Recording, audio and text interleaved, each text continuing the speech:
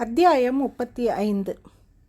பல்லிடக்கில் கை வைத்து கைவிரல்களை எச்சில் செய்து கொள்வது, சிறுநீர் கழித்து கால் அலம்பாமல் வருவது, மூக்கு சளி உடம்பின் மீது படுவது, கண்ணில் உள்ள ஈலை கை நகங்களில் தங்கிவிடுவது போன்றவை பீடையான அறிகுறிகள் ஆகும். பீடையான அறிகுறிகள் உள்ள இடத்தில் தீய சக்திகள் கடுமையாய் தாக்கும். இதோ பிரம்மராயர் வாங்கிக் கொள்ளப் போகிறார். இந்த பக்கம் ஏதோ ஒன்று எழும்பப் போகிறது. எழும்புகிற வேகம் பார்த்தால் மிக உக்கிரமாக இருக்கும் போல் இருக்கிறது. பிரம்மராயரை சுற்றி கோடு போட்டு அது அவரை தாக்க விடாமல் செய்துவிடலாம். ஆனால் பிரம்மராயர் அனுபவம் வேண்டுமென்று சொல்கிறாரே, என்ன செய்வது?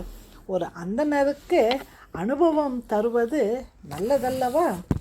அதுவும் அரச பதவியில் உயர்நிலையில் இருக்கின்ற ஒருவனுக்கு இப்படியும் உலகத்தில் ஆட்கள் இருக்கிறார்கள் என்று வேறு ஒரு விஷயமும் தெரிய வைப்பது நல்லதல்லவா? அவர்களை அடக்க நான் போக முடியுமா? பிரம்மராயர் தானே வாளேந்தி கொல்லிமலை நோக்கி போக வேண்டும். கரூர் தேவர் மறுபடியும் சுற்றுமுற்றும் பார்த்தார். தொலைவில் அருண்மொழி கை கட்டி நின்றிருந்தான். இன்னும் சற்று தூரத்தில் கரூர் தேவரின் சீடர்கள் தங்களுக்குள் பேசிக்கொண்டிருந்தார்கள். கரூர் தேவர் அவர்களை நோக்கி கை தட்டினார். அவர்கள் ஓடி வந்தார்கள். என்ன செய்து கொண்டிருக்கிறீர்கள்? ஐயா, எங்களுக்குள் பேசிக்கொண்டிருக்கிறோம். மாலை நெருங்கிவிட்டது. அந்த நேரத்தில் செய்ய வேண்டிய தபங்களை செய்யுங்கள் என்று கட்டளையிட்டார். குளத்தில் கை கால்களை கழுவி கொள்ள ஒருவன் இறங்க அவனை தடுத்தார். வேண்டாம், மந்திரத்தாலேயே உடம்பை சுத்தம் செய்து கொள்.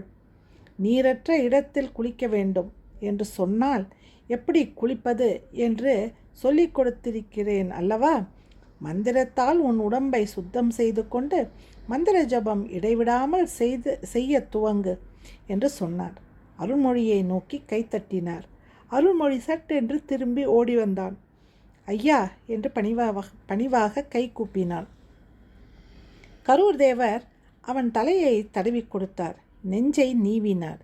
இங்கு எது நடந்தாலும் இந்த இடத்தை விட்டு ஒரு பொழுதும் அசையக்கூடாது. ஐயா, இது என் கட்டளை. இங்கு எது நடந்தாலும் ஒரு பொழுதும் இந்த இடம் விட்டு நீ அசையக்கூடாது. உத்தரவு ஐயா என்று மறுபடியும் கையை கூப்பினான். நீர்க்கொப்பளம் அதிகமாகியது. என்ன செய்து கொண்டிருக்கிறீர்கள்? பிரம்மராயர் திரும்பினார். நீரின் மேற்பரப்பையே பார்த்து கொண்டிருக்கிற கரூர் தேவருக்கு அருகில் வந்து நின்றார். பிரம்மராயர் கையில் இன்னும் எச்சில் இருந்தது. பளிச்சென்று நீர்த்தளத்திலிருந்து ஒரு வேகம் பொங்கி எழும்பி தடேரென்று தரையில் சிதறியது. யாரோ உள்ளிருந்து எழும்பி வெளியே வந்தது போல் கனநேரம் ஒரு தோற்றம் ஏற்பட்டது. இப்பொழுது தோன்றியது ஒரு பெண். பெரிய மூளைகளும் கோரமான முகமும் நிர்வாணமுமான ஒரு பெண். அந்த இடத்தில் சட்டென்று மிக மோசமான ஒரு நாற்றம் ஏற்பட்டது. அந்த உருவம் சூட்சமமாய் இருந்ததால் கரூர் தேவருக்கு மட்டுமே அது தெரிந்தது. பிரம்மராயர் சற்று கலவரமாகி கரூர் தேவரையும் நீர்நிலையும் மறுபடியும் பார்க்க அவர் கையை பளிச்சென்று அந்த பிசாசு இழுத்து நீருக்குள் போட்டது. பிரம்மராயர் குளத்தில் தலை குப்புற விழுந்தார். அகன்ற மார்பும் பலமான இடுப்பும் உறுதியான தொடைகளும் புஜங்களும் உள்ள கனமான பிரம்மராயரை நல்ல வலுவுள்ள மனிதன் இழுத்து போடுவது கூட கடினம். வர்மக்கலை தெரிந்தவர்கள் மட்டுமே பலவீனமான நேரத்தில் பலவீனமான இடத்தில் தாக்கி நெம்புகோல் தந்திரத்தை பயன்படுத்தி இப்படி ஒரு ஆளை புரட்டி போட முடியும். எதிரே எவரும் இல்லாமல் சட்டென்று கால் விரிய மேலே பறந்து தலை குப்புற தண்ணீரில் தான் விழுந்ததை பார்த்து பிரம்மராயர் திகைத்து போனார். நீருக்குள் தலை குப்புற இறங்கி தரை தொட்டார். திரும்ப முயற்சிக்கிற போது காலை தரைக்கு கொண்டு வர முடியாவண்ணம் அவரை அப்படியே யாரோ பிடித்திருந்தார்கள். உதற முயற்சிக்க மூச்சு திணறியது. உடம்பை ஆட்ட நீர்நிலைகள் எழும்பின. ஆனால் என்ன செய்தும் உடம்பை நேராக்க முடியவில்லை. தலையை மேல் பக்கம் கொண்டு வர முடியவில்லை. காலை உதைத்தால்தானே மேலே போக முடியும். அவர் சேற்றில் கையூன்றி உதறி எழுந்திருக்க முயற்சிக்கிற போது இன்னும் சேற்றுக்குள் அழுத்தப்படுவது தெரிந்தது. ஹரி என்று கத்த வாயெடுத்த போது வேறு யாரோ வந்து கூர்மையான ஆயுதத்தால் சட்டென்று எதையோ அறுத்தார்கள். இப்படிதான் அதை உணர முடிந்தது. தன்னை சுற்றி இருந்த ஏதோ ஒன்றை 2-3 வீச்சுகளில் யாரோ வெட்டி வீழ்த்துகிறார்கள் என்று உணர முடிந்தது. அப்படி வெட்டி வீழ்த்திய பிறகு உடம்பு நீருக்குள் போனதும் தானாகவே திரும்புமே, அப்படி திரும்பியது. நேராகியது. பிரம்மராயர் காலை உதறி வெளியே வந்தார். தலை தூக்கினார். நீர்மட்டத்திற்கு மேல் வந்து ஆழ்ந்து சுவாசித்தார். கண்களை நீர் மறைத்தது. எதிரே என்ன நடக்கிறது என்று தெரியவில்லை. தலையை சிலுப்பினார். நகர்ந்து கரை நோக்கி போனார். கண் திறந்து பார்த்தார். எதிரே கரூர் தேவர் வாளை கையில் ஏந்தியவர் போல கைகளை விரித்து கொண்டு மிகுந்த கோபத்தோடு கர்ஜித்து கொண்டிருப்பதை கேட்டது. அந்த ஹிருங்காரம் வெட்டி நாசம் செய்து விடுவேன் என்று தெரிவித்தது. ஆனால் யாரிடம் தெரிவிக்கிறார் என்று புரியவில்லை. கரூர் தேவர் படியிறங்கினார். கை நீட்டினார். அவர் நீட்டிய கையை பிரம்மராயர் பற்றி கொள்ள மேலே இழுத்து வந்தார். கரை பக்கம் சேர்ந்தார். அவருடைய உதவியாளர்கள் முன்னே ஓடி வந்தார்கள். அவர்களை உலர்ந்த துணிகள் கொண்டு வரச் சொல்ல தலை தெறிக்க ஓடினார்கள். ஒருவன் தன்னுடைய மேல் துணியினால் பிரம்மராயரின் முதுகிலும் மார்பிலும் உள்ள நீரை துடைக்க துவங்கினான். என்ன நடந்தது? பிரம்மராயர் குரலில் ஒரு பயத்தோடு கேட்டார். பிரம்மராயருக்கு இது மனுஷ சக்தி அல்ல, அமானுஷ்ய சக்தியின் வேலை என்பது புரிந்தது. ஆனால் அதை நம்பவும் அவர் மனம் தயாராக இல்லை. என்ன நடந்தது? ஏன் இப்படி விழுந்தேன்? பிரம்மராயர் மீண்டும் கேட்டார். நான் உங்களுக்கு சொன்ன விஷயம்தான் பிரம்மராயரே. நேரடியாக யுத்தத்திற்கு வர முடியாதவர்கள் அதர்வண வேதம் தெரிந்தாலேயே தீய சக்திகளை அரசன் மீது ஏவுவதற்கு முன்பு பழையாறையிலும் உடையாளூரிலும் இருப்பவர்களை மிரட்டி பார்க்கிறார்கள். அப்பாவி மக்களுக்கும் அதிகாரிகளுக்கும் தொந்தரவு கொடுக்கிறார்கள். ஊர் கலவரமாகட்டும் என்று நினைக்கிறவர்கள் உடையாளூரில் கரூர் தேவர் இருக்கிறார். இருந்தாலும் என்ன, நம்மால் பிரயோகிக்க முடியாதா என்ற மமதையில் செயல்படுகிறார்கள். என்னை நீரில் தள்ளியது பைசாசமா? ஆமாம். இப்படி செய்ய இயலுமா? இயலும். ரவிதாசன் மகனான் இதை செய்கிறான். ஆமாம். ஓரளவு இங்கு நடந்த விஷயம் பற்றி எனக்கு சந்தோஷம். சோழ அதிகாரிகளில் மிக முக்கியவரான உங்களுக்கு இது கண்ணெதிரே தெரிந்துவிட்டது.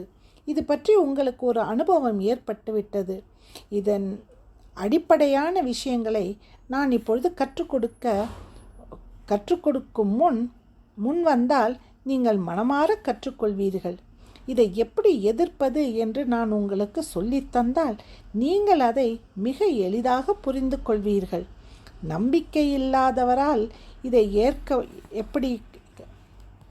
எதிர்க்க எப்படி கற்றுக்கொள்ள முடியும்?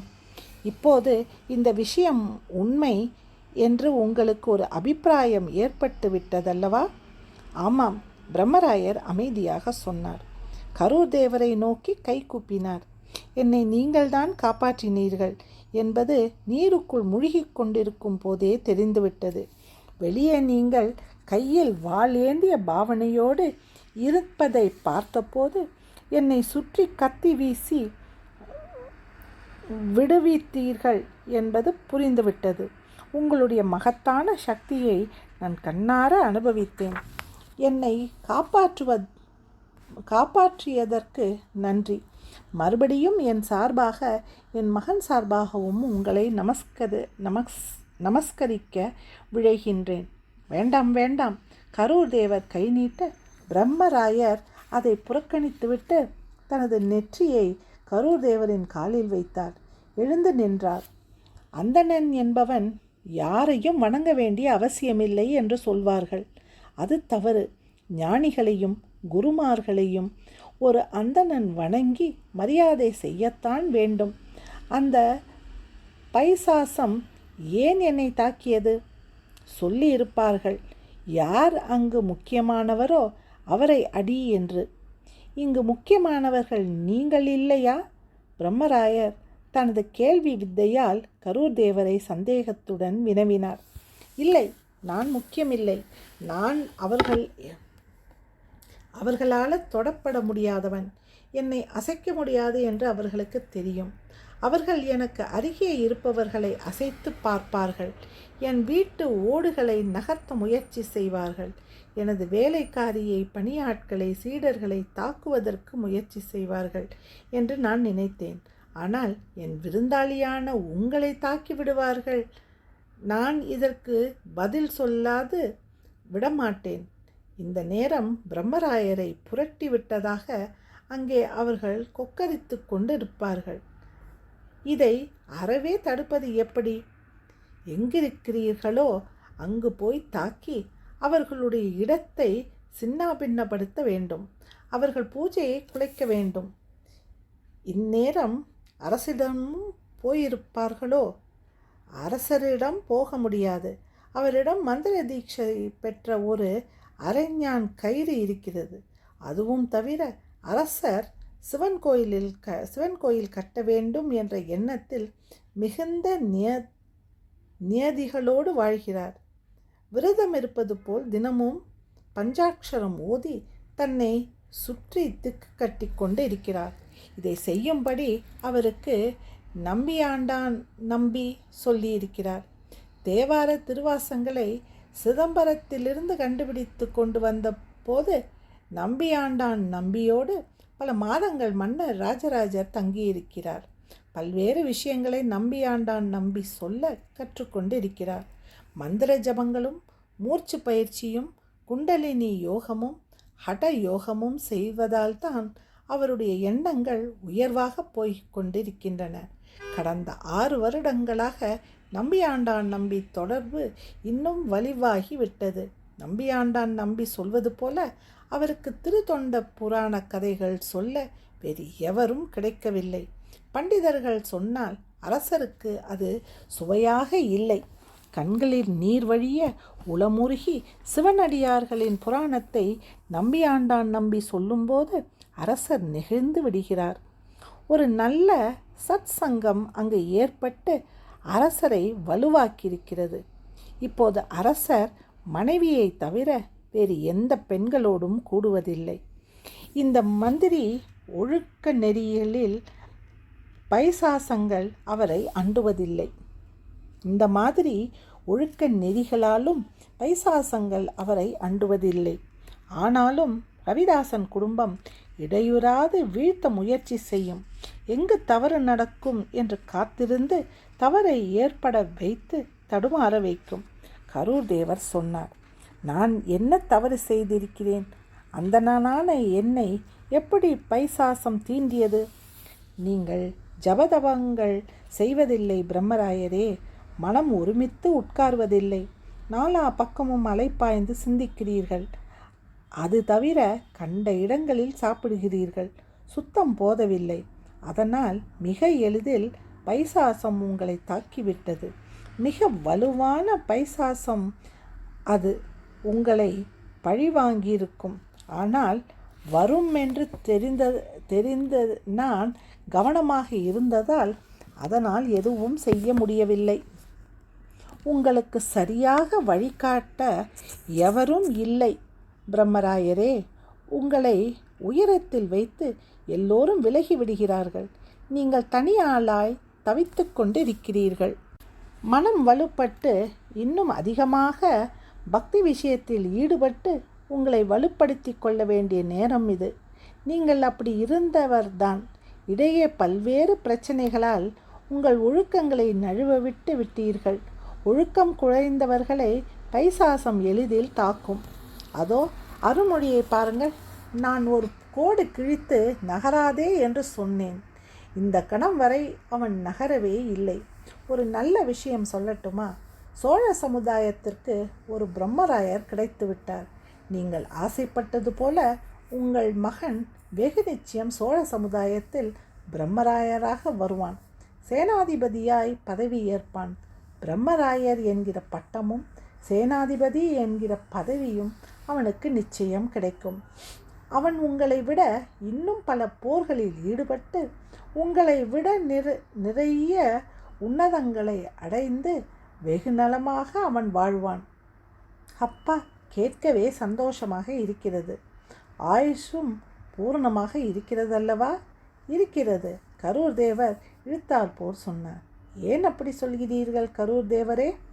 மத்திய வயதில் 45-46 வயதில் ஒரு கண்டம் இருக்கும். அப்போது அருண்மொழி மரணம் அடையலாம் அல்லது துறவரம் பூணலாம். அருண்மொழி 45 வயதில் துறவரம் பூண்டு விடுவான் என்று நான் நினைக்கிறேன். உயிரோடு இருந்தால் போதுமானது. நெடும் மூச்சொறிந்து பிரம்மராயர் பேசினார். மறுபடியும் கரூர் தேவரை நோக்கி கை கூப்பினார். உலர்ந்த துணிகள் வர கட்டிக்கொண்டார். நீங்கள் இன்று இரவு இங்கு தங்கிவிட்டு நான் தூங்கிவிட்டு நாளை காலை விடியும் நேரத்தில் அருண்மொழியோடு பயணப்பட்டு விடலாம். அருண்மொழிக்கு நன்கு தூங்கிவிட்டு நீங்கள் இன்று இரவு இங்கு தங்கிவிட்டு நன்கு தூங்கிவிட்டு நாளை காலை விடியும் நேரத்தில் அருள்மொழியோடு பயணப்பட்டு விடலாம். அருள்மொழிக்கு நான் சில விஷயங்கள் சொல்லிக் கொண்டிருக்கிறேன். அருள்மொழியின் வாழ்க்கை இனிதாக இருக்கும். அது பற்றி கவலைப்பட வேண்டாம். அரசரை நீங்கள் இருவரும் கண்ணின் மணி போல பாதுகாக்க வேண்டும் என்பது என்னுடைய விருப்பம். நீங்கள் நகர்ந்த ஒரு நாள் கழித்து நானும் உங்களை தொடர்வேன். போவதற்கு முன் உங்கள் ஊரான அமன்குடிக்கு போய் அங்கு அம்பிகையை தரிசித்துவிட்டு அவளுக்காக பசியார அன்னபலி கொடுத்துவிட்டு பிறகு உங்கள் பயணத்தை தொடருங்கள். நீங்கள் அரசரை சந்தித்த 2 நாளில் அரசர் இருக்குமிடத்திற்கு நான் வந்து விடுவேன். பிரம்மராயரே, இன்னும் ஒரு முக்கியமான விஷயம். இந்த பௌர்ணமிக்குள் ஒரு பெரிய அரச குடும்ப சாவு நிகழ இருக்கிறது. அநேகமாய் அது செம்பியன் மாதேவியாக இருக்கும். அதற்கும் தயாராக இருங்கள். செம்பியன் மாதேவி தனக்கென்று ஒரு குழுவை எப்போதும் தயார் நிலையில் வைத்திருக்கிறார். அந்த குழு என்ன செய்யும் என்று தெரியவில்லை. அழுது அலம்பல் செய்து ஏதேனும் அபத்தமாக நடந்து கொள்ளப் போகிறது. அப்படி நடப்பதற்கு முன்பே அடக்கி விடுங்கள். அங்கே வன்முறை காட்டாவும் தயங்க வேண்டாம். கரூர் தேவர் பிரம்மராயரின் கைப்பிடித்து தன் வீட்டிற்கு அழைத்து போனார். அருள்மொழி வா என்று கட்டளையிட்டார். அருள்மொழி பின்தொடர்ந்தான். அவனது மனசு ஆடி கிடந்தது. 35வது அத்தியாயம் முடிவுற்றது.